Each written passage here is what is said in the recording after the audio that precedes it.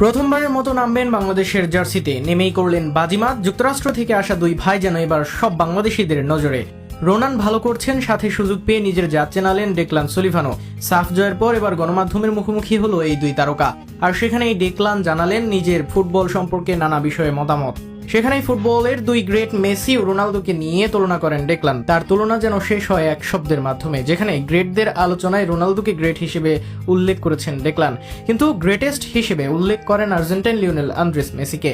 রোনালদোকে ভালো goal scorer উপাধিও দেন Declan, কিন্তু তার কাছে সর্বকালের সেরা মেসি রোনালদো লড়াইয়ে ডেকলানের পছন্দ আর্জেন্টাইন তারকা, এমনকি সর্বকালের সেরা হিসেবেও অন্য সবার চেয়ে মেসিকে এগিয়ে রাখেন তিনি। আর সেখানে রোনালদোকে ভালো গোল স্কোরার হিসেবেই মানেন তিনি, এমনকি নিজের সেরা একাদশেও রোনালদোকে রাখেননি এই রাইট ব্যাক।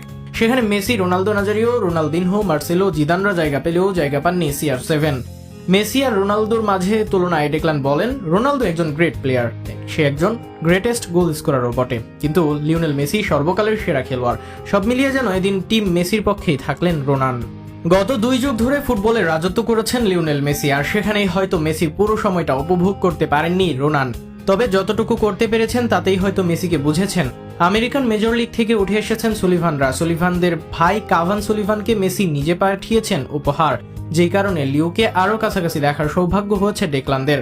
সেখান থেকেই হয়তো ভালোভাবে অনুধাবন করতে পেরেছেন তার গ্রেটনেস, আর সে কারণেই তাকে দিয়েছেন গ্রেটেস্টের মর্যাদা। ডেকলানের চোখে মেসি সর্বকালের সেরা, আর বাংলাদেশের ভক্তরা চাইবে দেশের ফুটবলের সর্বকালের সেরার একজনই হন ডেকলান সলিভান। প্রতিভার কমতি নেই তার, একই সাথে সব গ্রেটদের খেলা দেখেছেন নিজ চোখে।